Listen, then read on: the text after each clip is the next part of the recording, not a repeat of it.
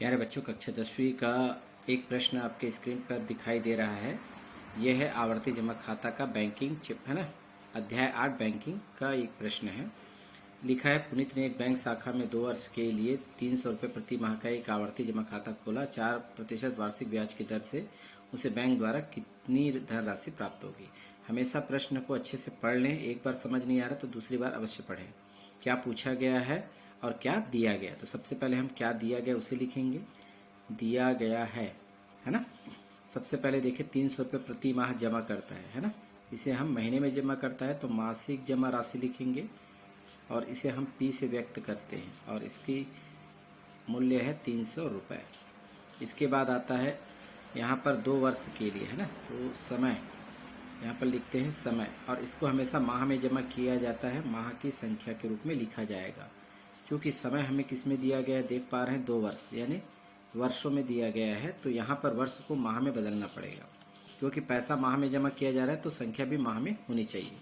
Time तो इस तरह से 12 महीने का 1 साल होता है, तो इसलिए 12 से गुना कर दे तो 12 गुना 2 24 माह होगा। 2 वर्ष बराबर 24 माह।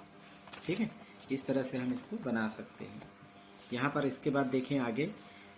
इसके बाद 4% वार्षिक ब्याज की दर, तो दर को यहाँ पर लिख रहे हैं, आर से व्यक्त करेंगे और 4% वार्षिक कितनी धनराशि मिलनी चाहिए। ठीक है, तो ये आपको मिश्र धन ज्ञात करना है। मिश्र धन, है ना। इसे हम ए इज इक्वल टू बना लेते हैं क्वेश्चन। तो यहाँ पर खाता कौन सी दी गई इसे आप अवश्य लिखें। आवर्ती जमा खाता, आवर्ती जमा खाता। तो सबसे पहले हमें ज्ञात करना पड़ेगा ब्याज। ब्याज कितनी बैंक द्वारा दी जा रही। तो ब्याज का सूत्र आपको पता ही होगा। ब्याज को इंटरेस्ट कहते हैं, अर्थात आई से व्यक्त करते हैं PRN/100। ये फार्मूला है गुना, है ना, n+1 बाई यहाँ पर 24। ब्याज ज्ञात करने के लिए फार्मूला है। इस फार्मूले में हम PRN का मान रखेंगे।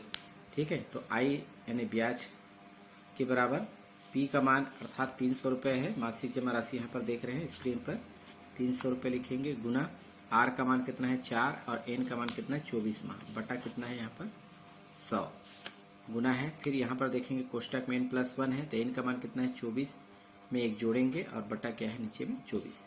अब क्या क्या कैंसिल हो सकता है देखेंगे यहाँ पर।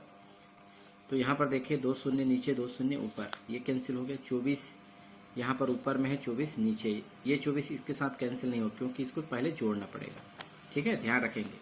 ये कट गया है तो हमारे पास क्या बचा, ऊपर में 3 गुना 4 बचेगा, नीचे यहाँ पर कंप्लीट हो गया, और गुना 24 में 1 जोड़ेंगे तो कितना होगा 25, नीचे दोनों कंप्लीट हो गया है। तो यहाँ पर हमें ब्याज की राशि प्राप्त हो जाएगी। 4 तिया होगा 12 और 12 गुना 25। तो आप इसे रफ में गुना कर लीजिएगा। चलिए हम यहाँ पे साइड में हमारे पास जगह है तो यहाँ पे रफ कार्य कर लेते हैं, है ना। तो यहाँ पर हम 25 का गुना कर लेते हैं 12 से, जैसे आपकी इच्छा। 12 पंचे 60 हासिल 6, 12 दूनी 24 और 24 और 6 30, यानी 300 होता है। तो ब्याज बराबर हम लिखेंगे दोनों का गुना 300 रुपये। ये हुआ ब्याज। अब हमें ज्ञात करना है कितनी राशि मिलेगी 2 वर्ष के बाद। अतः हम मिश्र धन ज्ञात करेंगे। तो मिश्र धन का फार्मूला क्या है हमारे पास, मिश्र धन बराबर, अर्थात इसको हम ए से व्यक्त करते हैं, P इंटू, है ना, N+I। आई क्या चीज़ है, ब्याज, और P क्या है, मासिक जमा राशि में महीनों की संख्या को हम जोड़ेंगे, है ना, गुना करेंगे और उसमें ब्याज को जोड़ेंगे तो हमें मिश्र धन प्राप्त होगी। तो ए के बराबर P का मूल्य है, हम देख लेते हैं, यहाँ पर है 300 रुपये, है ना। स्क्रीन पर आपको एक बार दिखा देते हैं। 300 रुपये यहाँ पर मासिक जमा राशि है। यहाँ पर हम P की जगह 300 लिखेंगे। यहाँ पर 300 गुना N माह की संख्या है, 24 माह है, प्लस आई का अभी आया है 300 रुपये, इसे यहाँ पर आप लिखेंगे। इस तरह से कंटिन्यू प्रोसेस इन दोनों का गुना करेंगे। 24 दिया होता है 72 और 2 शून्य इसमें लगा देंगे और 300 का 300। इस तरह से ए के बराबर दोनों को जोड़ेंगे। 7200 में 300 जोड़ेंगे तो 7500 आएगा। तो आप उत्तर भी अवश्य लिखिए इस तरह से कि अतः, है ना। प्रश्न को एक बार देखें क्या दिया था यहाँ पर हमारे पास प्रश्न में, पुनीत। तो पुनीत को मिलेगी 2 वर्ष के बाद कितनी राशि। अतः पुनीत को 2 वर्ष बाद 7500 रुपये प्राप्त होगी। ये आप लिखिए आंसर, तभी आपको पूरा नंबर मिलेगा। इस तरह के प्रश्न परीक्षा में 5 नंबर के लिए पूछे जाते हैं।